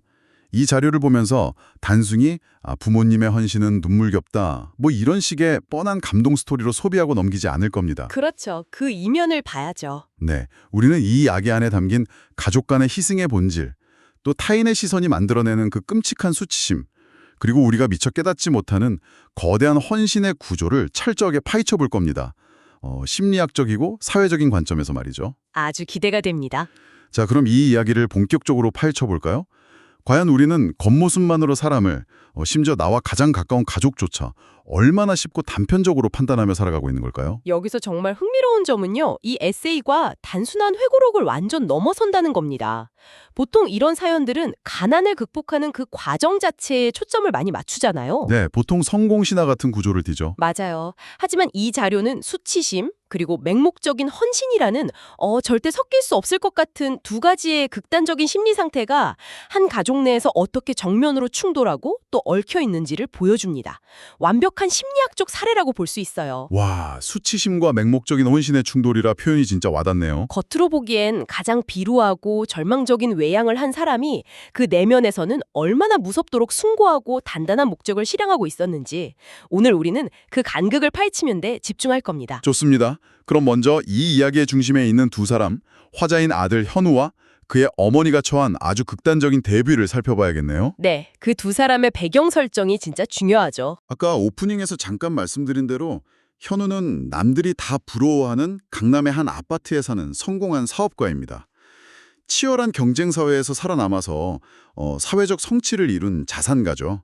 부족할 게 없는 사람이에요. 그런데 반대로 그의 어머니는 현우가 아주 어릴 적부터 동네에서 가장 유명한 노숙자 혹은 폐지 줍는 노인으로 묘사되고 있죠. 네, 맞아요. 저는 에세이 읽으면서 묘사가 너무 생생해서 놀랐어요. 항상 어머니 몸에서는 그 쾌쾌한 쓰레기 냄새랑 오래된 기름때 냄새가 났고 손톱 밑은 언제나 까맣게 죽은 피처럼 물들어 있었다고 기록되어 있더라고요. 그러니까 시각적으로나 후각적으로나 완벽하게 단절된 두 개의 다른 세계가 어머니와 아들이라는 끊을 수 없는 혈연 안에 강제로 공존하고 있는 그런 상태였던 겁니다. 네, 저는 이 글을 읽으면서 솔직히 현우라는 인물이 느꼈을 그 엄청난 압박감에 굉장히 깊이 공감했어요. 여러분도 아시겠지만 우리 사회에서 가난은 단순히 통장에 돈이 없는 상태가 아니잖아요. 그럼요. 일종의 사회적 낙인 같은 거죠. 맞아요. 낙인이죠. 현우는 자기 능력으로 완벽한 성공의 탑을 쌓아 올린 사람입니다. 그런데 어머니의 존재는 그가 매일 아침 거울을 보며 확인하고 싶은 그 매끄럽고 완벽한 성공의 표면에 난 지울 수 없는 스크래치 같은 거였을 거예요. 네, 영원히 감추고 싶은 자기 자신의 부끄러운 기원, 그러니까 오리진 스토리가 되어버린 거네요. 정확합니다. 게다가 한국 사회 특유의 그 체면 문화도 엄청 크게 작용했을 것 같아요. 맞습니다. 타인의 시선을 통해서 나의 가치를 끊임없이 확인받는 사회잖아요. 그런 환경에서 부모의 초라한 모습은 자식의 사회적 지위 자체를 위협하는 아주 위험한 뇌관으로 작동할 수 있거든요. 진짜 그래요. 중고등학교 시절에 현우가 학교 근처에 어머니가 나타날까 봐 매일 전전긍긍하고 했다고 해요. 그러다가 하루는 폭발해서 제발 학교 근처엔 오지 마세요. 창피하단 말이에요. 라고 소리쳤다는 대목이 나오거든요. 아, 사춘기 소년이 느꼈을 그 절망감이 참 안타깝네요. 여러분도 그 상황을 한번 상상해 보십시오. 동네 이웃들은 뒤에서 끊임없이 수군거립니다. 조집 아들은 강남에서 저렇게 잘 나가는데 애미는 왜 저러고 사나? 어우, 자식 농사 헛지었네.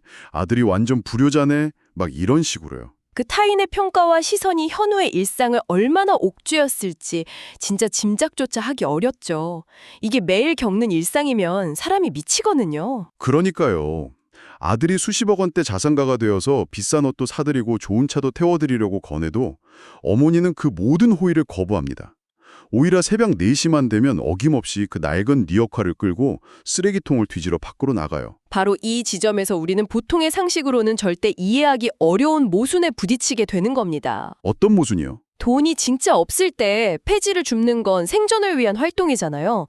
그런데 돈이 차고 넘치는 부자 아들이 부양하겠다는데도 굳이 그 냄새나는 쓰레기를 뒤지는 건 제3자가 보기엔 그냥 강박증이나 집착처럼 보일 수밖에 없죠. 네, 맞아요. 그래서 결국 현우가 견디다 못해 완전히 폭발하게 됩니다. 그럴 만도 하죠. 아들 입장에서는 밑을 노르실 테니까요. 네, 현우가 어머니와 완전히 연을 끊을 결심을 하면서 이렇게 소리칩니다. 제발 그만 좀 하세요. 왜 제 연골에 먹칠을 하시는 건데요? 저는 이 대목에서 현우가 느꼈을 수치심이 결국 분노로, 막 폭력적인 감정으로 치환되는 과정을 아주 선명하게 봤습니다. 네, 수치심이 극에 달하면 분노로 표출되는 게 심리학적으로 아주 자연스러운 방어 기제거든요. 그런데 여기서 이 날선 비난을 향한 어머니의 대답이 정말 이상합니다. 화를 내거나 슬퍼하는 게 아니라요. 현우야, 언젠가 네가 이 리어카의 무게를 이해해야 하는 날이 오겠지. 그때까진 내가 죄인이다. 이렇게 말씀하십니다. 이 대화가 이 에세이 전체에서 가장 중요한 심리적 단서 중 하나입니다. 진짜 핵심이에요. 왜 그런 거죠? 한번 생각해 보세요. 보통의 부모라면 자식이 그런 식으로 비난할 때 억울해해야 정상입니다. 내가 널 어떻게 키웠는데 혹은 내가 배운 게 없어서 이러는 걸 어쩌라고 라면서 자기 방어를 하거나 화를 내죠. 보통은 그렇죠. 서운해서 막 우시거나요. 그런데 이 어머니는 전혀 자신을 방어하지 않아요. 변명조차 안 하죠. 대신 스스로 죄인이라는 타이틀을 기꺼이 아주 차분하게 뒤집었습니다. 잠깐만요. 저는 솔직히 바로 그 부분이 잘 이해가 안 갔어요. 아니 아무리 자식을 끔찍이 사랑해도 자기가 하지 않은 잘못까지 덮어쓰면서 억울하게 미움받는 걸 선택할 부모가 세상에 있을까요? 쉽지 않은 선택이죠. 게다가 아들의 사회적 참여를 자기가 계속 깎아먹고 있다는 걸 어머니 본인도 완벽하게 인지하고 있었다는 뜻이잖아요. 왜 굳이 아들의 그 지독한 혐오를 견디면서까지 매일 리어카를 끌어야 했을까요? 그것이 바로 이 어머니가 가진 목적의식이 얼마나 무섭도록 단단했는지를 보여주는 확실한 증거입니다. 단단한 목적의식이요? 네, 심리학에서는 어떤 개인이 극단적인 육체적 고통이나 심지어 타인의 끔찍한 경멸조차 아무렇지 않게 감내할 때 그 내면에 그 모든 것을 상쇄하고도 남을 만큼 압도적인 목적이 존재한다고 봅니다. 그러니까 주변에서 뭐라고 하든 상관없을 만큼 더 큰 무언가가 있었다는 거군요. 네, 어머니는 아들의 분노나 이웃의 조롱이라는 그런 단기적인 상처에 전혀 흔들리지 않았던 겁니다. 자신이 설정한 아주 먼 미래에 훨씬 더 거대한 목표를 향해 시선을 고정하고 있었기 때문이죠. 와, 그렇군요. 하지만 당사자인 현우는 당연히 그 숨겨진 목적을 알 리가 없었겠죠. 그렇게 답답한 상태로 10년이 흐르고 두 사람은 철저히 남처럼 지내게 됩니다. 안타까운 10년이네요. 네, 그리고 어머니는 결국 홀로 세상을 떠나십니다. 여기서 또 하나 놀라운 건 현우가 어머니의 장례식장에서도 눈물보다는 원망을 놓지 못했다는 고백이었어요. 네, 에세이에 그렇게 적혀 있었죠. 네, 죽는 그 순간까지 동네 사람들에게 자기 험담을 하게 만든 고집불통 노인네라고 생각했던 거예요. 엄마 때문에 내 평판이 깎였다, 이거죠. 인간이 느끼는 수치심이라는 감정이 참 얼마나 끈질기고 파괴적인지 여실히 보여주는 대목입니다. 죽음 앞에서조차 화해가 이루어지지 못할 만큼 그동안 현우가 사회적 시선 때문에 겪은 트라우마가 깊었다는 뜻이기도 하고요. 자, 그런데 여러분, 여기가 진짜 흥미진진해지는 부분입니다. 네, 반전이 시작되죠. 장례를 다 마치고 현우가 어머니가 남긴 그 지긋지긋한 낡은 리어카를 내다버리려고 정리를 하는데요. 갑자기 그 리어카의 나무 바닥판 아래에 정교하게 숨겨진 비밀 공간을 발견하게 됩니다. 와, 진짜 영화 같은 전개네요. 네, 그리고 그 안에서 아주 무거운 철제 금고 하나와 수십 권의 낡은 일기장을 찾아냅니다. 바로 이 지점이 앞서 어머니가 말했던 그 리어카의 무게가 단순한 은유나 변명이 아니라 아주 무겁고 단단한 물리적인 실체로 현우의 눈앞에 나타나는 극적인 전환점이 되는 거죠. 맞아요. 현우가 떨리는 손으로 그 낡은 일기장 첫 페이지를 펼치는 순간 저는 이 대목 읽으면서 진짜 온몸에 소름이 쫙 돋았습니다. 뭐라고 적혀 있었나요? 삐뚤빼뚤한 글씨로 이렇게 적혀 있었어요. 오늘 내 아들 현우가 태어났다. 가난한 노숙자 애미 밑에서 태어나게 해서 미안하다. 아들아, 애미가 약속하마. 너는 평생 돈 때문에 고개 숙이는 일 없게 만들겠다. 애미가 버린 자존심만큼 네 통장 잔고를 채워주마. 와, 정말 듣기만 해도 가슴이 먹먹해지는 문장이네요. 여러분, 이게 심리학적으로 어떤 의미인지 짐작이 가십니까? 어떤 의미가 숨어 있는 거죠? 어머니가 수십 년 동안 그 냄새나는 쓰레기통을 뒤지며 사회적인 멸시를 온목으로 견뎌낸 진짜 동기가 아주 명확하게 텍스트로 밝혀지는 순간인 겁니다. 이건 그냥 맹목적인 사랑을 넘어서 일종의 선전포고 같은 거예요. 가난에 대한 선전포고죠. 진짜 그러네요. 일기장에는 어머니가 길거리에서 주워 모은 보물들의 목록이 아주 꼼꼼하게 기록되어 있었어요. 예를 들면 이사 가며 버린 서랍장 밑에서 주워낸 18K 금반지 하나, 혹은 누군가 무심코 버린 낡은 전공서적 사이에 끼어있던 10만 원짜리 수표 한 장, 이런 식으로요. 일반 사람들은 더럽다고 눈길조차 주지 않는 쓰레기 더미잖아요. 그렇죠. 근데 그 더미 속에서 찾아낸 그 작은 파편들이 사실은 아들을 향한 아주 지독한 사랑의 영수증이었던 겁니다. 맞습니다. 하지만 전문가님, 저는 여기서 또다시 묻고 싶어요. 솔직히 냉정하게 말해서 이런 행동 패턴은 현대 정신의학에서 흔히 말하는 호딩, 그러니까 강박적 수집 증후군에 가까운 것 아닌가요? 아무리 목적이 순고하다 해도 정상적인 사고방식은 아니지 않습니까? 겉보기엔 충분히 그렇게 보일 수 있죠.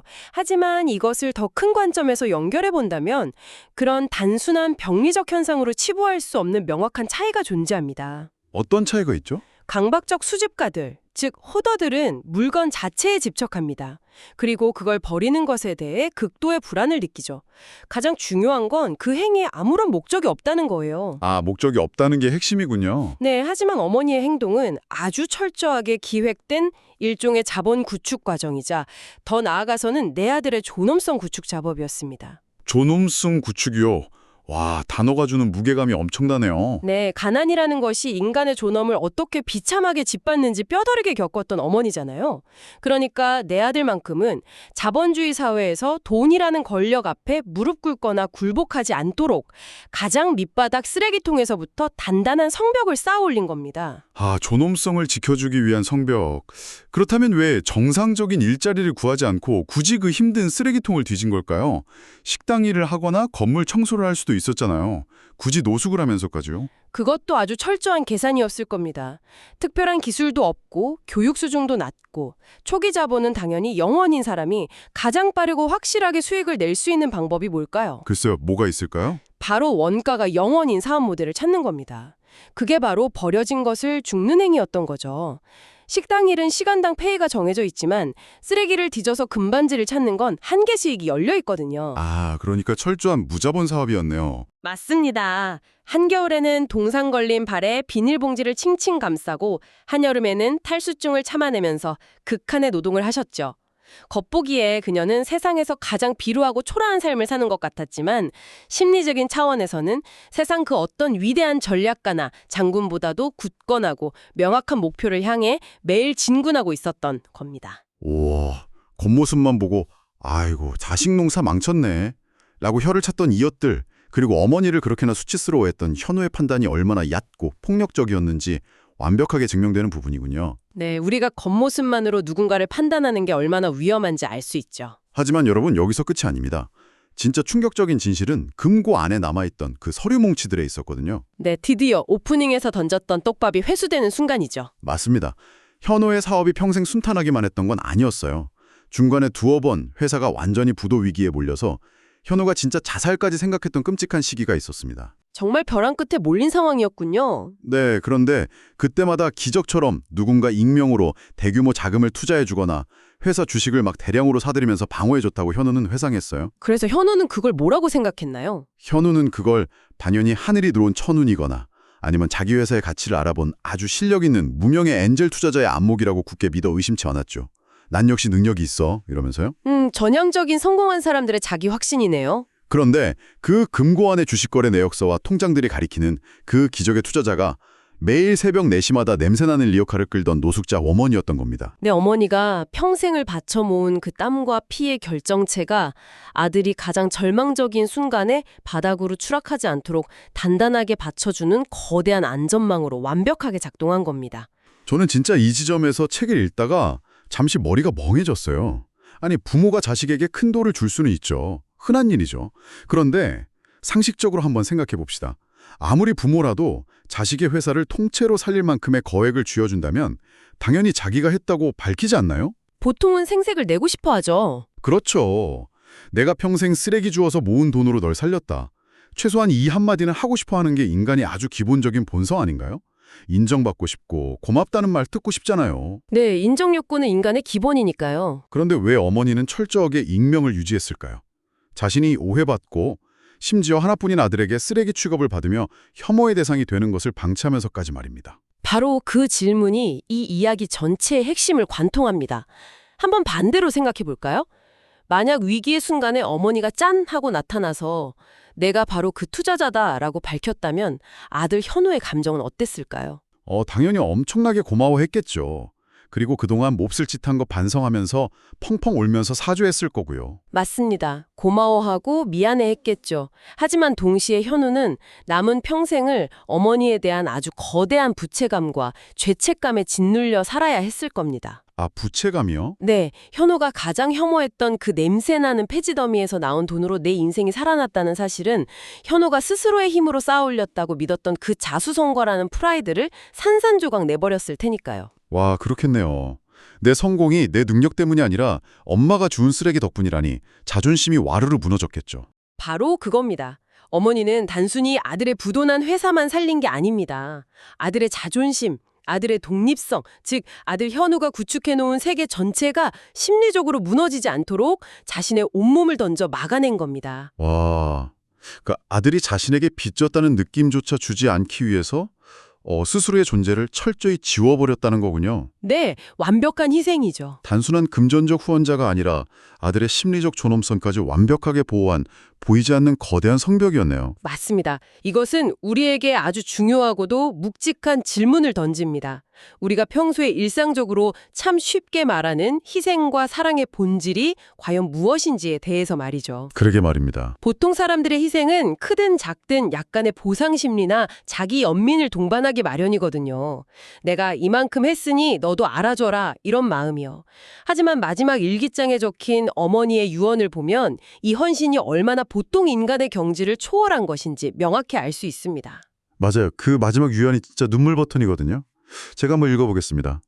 애미가 평생 쓰레기를 쥐어 모은 것은 내 인생에 단 하나의 쓰레기도 남기지 않게 하기 위해서였다.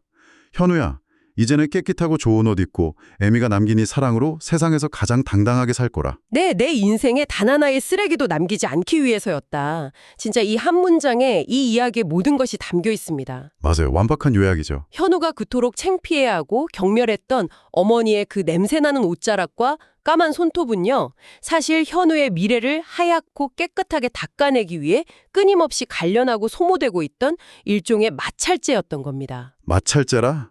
자기를 깎아서 남을 빛나게 하는 거네요. 체면, 안락함, 심지어 하나뿐인 아들과 다정하게 웃고 밥 먹을 수 있는 그 평범한 관계의 기쁨조차도 모조리 다 불태워버린 거예요. 오직 현우의 당당함이라는 그 단 하나의 연료로 써버린 거죠. 아, 그렇게 들으니까 진짜 너무 슬프고 또 경이롭네요.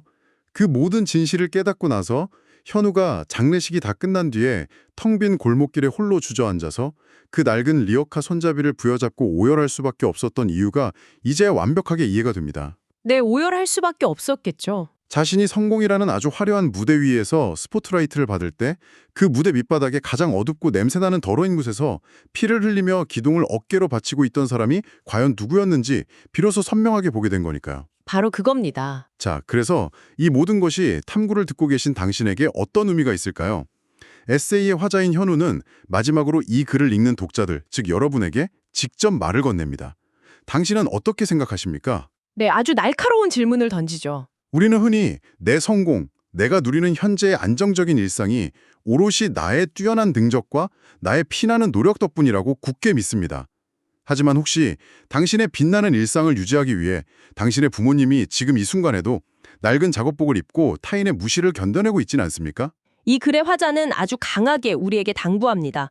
부모님의 투박한 말투나 유행이 한참 지난 낡은 구두 혹은 세련되지 못한 태도를 밖에서 부끄러워하며 타인처럼 고개를 휙 돌려버리는 우를 범하지 말라고요. 네, 절대 그러지 말라고 강조하죠. 나중에 부모님이 우리의 목소리를 더 이상 들을 수 없게 된 뒤에야 그 빈 금고를 끌어안고 뒤늦긴 후회를 해봤자 그 눈물은 지나간 시간을 아무것도 되돌리지 못하거든요. 맞습니다. 부모님의 그 거친 손마디와 굳은 살이 사실은 당신이라는 세계를 무너지지 않게 지금까지 지탱해온 가장 견고한 뼈대라는 것을 부디 지금 당장 인정하라는 통렬한 메시지인 겁니다. 네, 오늘 이 깊은 탐구를 듣고 계신 여러분, 오늘 밤 당장 부모님께 안부전화 한 총 걸어보는 건 어떨까요? 당신의 작은 인정, 그리고 따뜻하고 다정한 목소리 하나가 그분들이 평생 감내해온 수치심과 고단함을 한순간에 눈 녹듯 녹여버릴 유일하고도 가장 완벽한 보상일지도 모릅니다. 네, 전화 한 통이면 충분할 수도 있어요. 자, 이제 오늘의 심층 탐구를 슬슬 마무리할 시간인데요.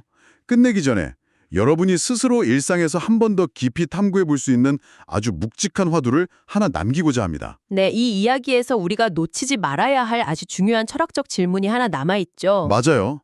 이 사연 속의 현우는 그래도 다행히도 정말 기적처럼 금고와 일기장이라는 아주 명확한 물리적 증거를 발견했습니다. 그렇기 때문에 뒤늦게라도 어머니의 맹목적인 사랑을 깨달았고 자신이 평생 오해했다는 사실을 뉘우칠 수 있었죠. 운이 좋았다고 볼 수 있습니다. 증거가 남았으니까요. 하지만 여러분, 한번 이렇게 상상해 보십시오. 만약 어머니가 그런 일기장조차 남기지 않았다면 어땠을까요? 낡은 금고를 리어카 밑에 숨겨두지 않고 그저 무기명 은행 계좌로 조용히 투자금만 딱 보내놓고 아무 흔적 없이 세상을 떠나버렸다면 어떻게 되었을까요? 끔찍한 가정이지만 아마 현우는 죽는 날까지 어머니를 자신을 부끄럽게 만든 노숙자로만 원망했을 겁니다. 그렇죠. 그리고 자신의 부도난 회사를 살린 건 그저 자기 자신의 대단한 운명이나 혹은 이름 모를 훌륭한 귀인이라고 굳게 착각하면서 평생을 아주 오만하게 살았겠죠. 어머니의 희생은 우주먼지처럼 영원히 사라졌을 테고요. 바로 그겁니다. 지금 이 순간 이 방송을 듣고 계신 여러분의 삶에도 혹시 어떤 물리적 증거도 남지 않은 거룩한 헌신이 숨겨져 있지는 않습니까? 한 번쯤 진짜 돌아봐야 할 문제네요. 당신이 매일 아침 숨 쉬듯 너무나 당연하게 누리고 있는 평온한 하루하루의 이면에 누군가가 당신을 위해 소리 없이 땀 흘리며 묵묵히 끌고 있는 보이지 않는 리어카가 존재하지는 않나요? 그 무형의 리어카는 금고나 일기장 같은 증거를 남기지 않기에 발견하기가 정말 어렵습니다. 네, 어쩌면 우리 삶 속에 숨겨진 그 바퀴자국을 기어이 찾아내고 그 거대한 헌신의 무게를 가늠해 보는 것, 그것이 오늘을 살아가는 오롯이 우리의 몫일지도 모르겠습니다. 오늘의 탐구가 여러분의 삶 속 당연하게 여겼던 숨겨진 성벽들을 다시 한번 깊이 돌아보는 계기가 되었기를 진심으로 바랍니다. 오늘 긴 시간 함께해 주셔서 감사합니다. 감사합니다.